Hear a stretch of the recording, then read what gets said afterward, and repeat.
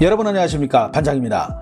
미국 싱크탱크 시카고 국제문제협의회는 올해 3월에서 4월 한국과 일본에서 진행된 한일 양국이 협력자인지 경쟁자인지를 묻는 여론조사 결과를 지난 27일 발표했는데, 한국인의 72%, 일본인의 80%가 양국을 경쟁자로 본다는 내용을 내놓기도 했습니다.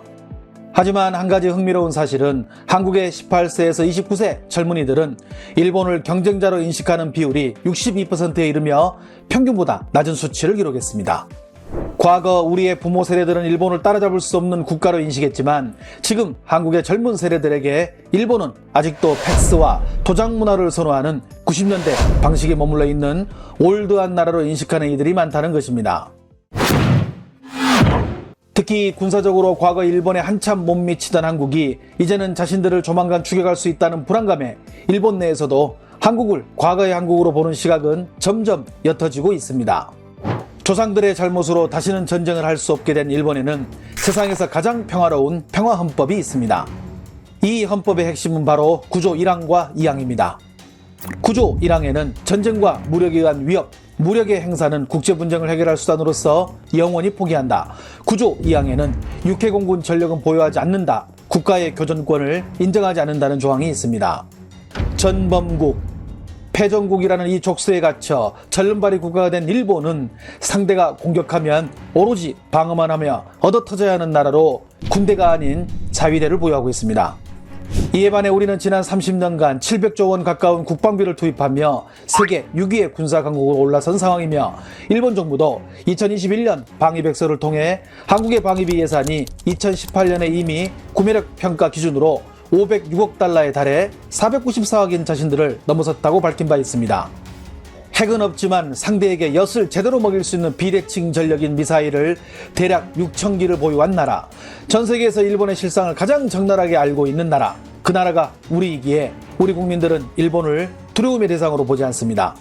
대만 정치대학 교수이자 국제문제 전문가인 뇌악겸 교수는 한국이 일본을 보는 방식을 다음과 같이 전했습니다.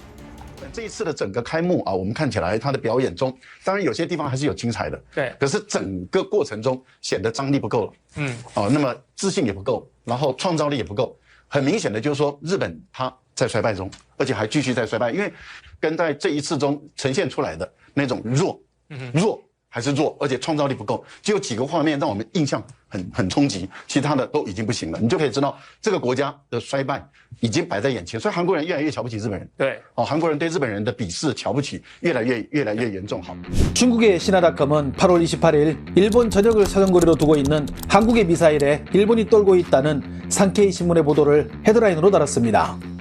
신화닷컴은 산케이 신문의 정치 평론가인 아비루 루이가 산케이 신문의 해외 홍보 매체인 재팬 포워드에 보낸 기고문을 통해 현재 일본의 새로운 문제거리는 한국의 미사일이라며 언제 어느 상황에서 일본으로 미사일을 날릴지 솔직히 걱정스럽다는 반응을 전했습니다. 그는 지금 일본을 긴장하게 만드는 나라는 중국도 북한도 러시아도 아닌 한국이라 지적했습니다.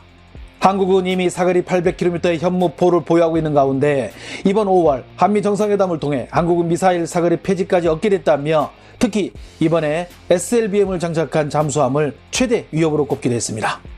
해당 기고문을 낸 아비루루이는 우익 성향의 산케이 신문의 대표적인 극우 논설위원으로 2019년 DHC-TV에 나와 한국이 없다고 곤란해지는 나라는 한 곳도 없다는 막말을 한 인사로 지금까지 독도 및 위안부 관련 문제 등으로 수차례 논란을 일으킨 인물입니다. 저런 극우 인사가 이제는 한국의 미사일이 무섭다고 말하니 세상 참 오래 살고 볼 일입니다. 물론 일본도 작년 10월 14일 자신들이 보유하고 있는 오야시오급과 소류급을 잇는 차세대 잠수함인 타이게이 잠수함의 진수식이 있었습니다. 하지만 그들이 안창호함을 무서워하는 이유는 우리는 게임 체인저로 불리는 최대 사거리 500km인 현무2B를 개량한 SLBM을 수직 발사관 6기에 장착해 전략 타격 능력을 갖췄기 때문입니다. 사실 일본이 과거에 비하면 많이 비실대고 있지만 한때는 세계 2위의 경제대국이었으며 지금도 국방비의 상당 부분을 해군력에 사용하고 있는 나라라 결코 무시할 수 없는 해군 강국이긴 하지만, 그렇다고 과거처럼 쫄 필요는 전혀 없다는 것입니다. SLBM 6기를 장착하고 레이더 등에 포착되지 않으며 은밀히 기습 타격이 가능한 잠수함의 수량은 갈수록 늘어날 것이며, 사거리 봉인이 풀린 중장거리 탄도미사일은 점점 더 늘어날 것은 자명한 일입니다. 산케이 신문은 일본 고위 관료의 말을 빌려 미국은 한미 사거리 폐지 때도 일본에 알려주지 않았으며 이제 한국의 미사일은 일본 열도 전체를 사정거리에 두고 있다며 가까운 시일 내에 한일 간의 전쟁의 가능성은 없지만 이미 한국은 일본에 비해 우위를 점하게 됐다고 전했습니다. 북경만보는 일본이 어쩌다 한국을 보고 겁을 먹는 상황에 왔냐며 관련 소식을 전했습니다. 과거 일본의 정계 인사들은 한국의 위협에 긴박감을 느끼지 못한 것이 사실이었으나 이번 산케이 신문의 보도로 인해 일본이 적잖이 충격을 먹은 모습이라며 만약 미국이 없다면 일본이 지금 한국을 막을 수 있을지 이에 대해 일본 현지에서도 회의적인 시각이라고 보도했습니다. 중국 인민해방군 해군 소장 출신으로 무기 전문가인 윤탁은 미국이 중국을 견제하기 위해 한국을 무장시키는 불똥이 엉뚱하게 일본으로 튀었다며 현재 한국의 군사력 팽창에 가장 경계를 드러내고 위협을 느끼는 나라는 중국이 아니라 일본이라고 주장했습니다.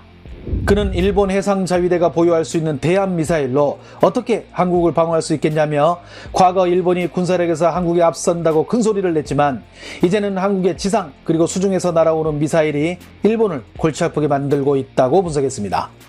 심천 방송국 군사평론가이자 해군 무기 전문가인 석괭은 관련 뉴스에 관해 다음과 같이 분석을 했습니다. 像韩国和日本之间也有呢领土之争，大家都知道，就是这种韩国呢叫独岛，日本呢叫主岛，所以呢，在韩日之间，那么韩国如果水下它的打击能力增强，也就意味着它对日本这种威慑力也会呢显著增加。那这样一来的话，在日韩争议领土的较量方面，那显然韩国的这种主动性还有呢它的优势会不断的提升的。 해당 소식을 접한 중국 네티즌들의 반응은 수도 없이 이어졌습니다. 한국이 일본을 공격하는 것을 무서워하겠지만 더 무서워하는 것은 한반도 통일이겠지. 일본은 악행을 너무 많이 저질렀어. 한국이 일본의 악몽을 선사하네. 북한이나 한국, 일본 모두 미국이 중국 주변에 설치한 화약고 아닌가?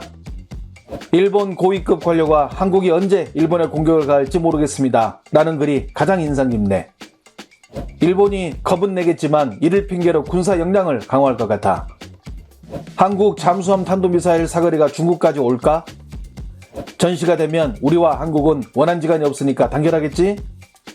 한국이 비록 작지만 결코 약한 나라가 아닙니다. 우리도 경계해야 합니다.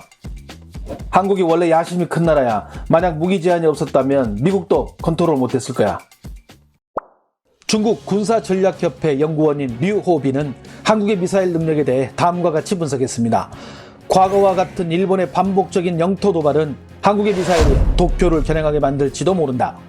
나라가 힘이 없으면 주변국들에게 멸시를 받게 됩니다. 우리는 전쟁을 원하지 않습니다. 그리고 우리는 주변국을 침략하지 않습니다. 하지만 도발 시 이에 대응하고 응징할 능력을 대한민국은 보유하고 있습니다. 시청해 주셔서 감사합니다. 행복한 하루 보내시길 바랍니다.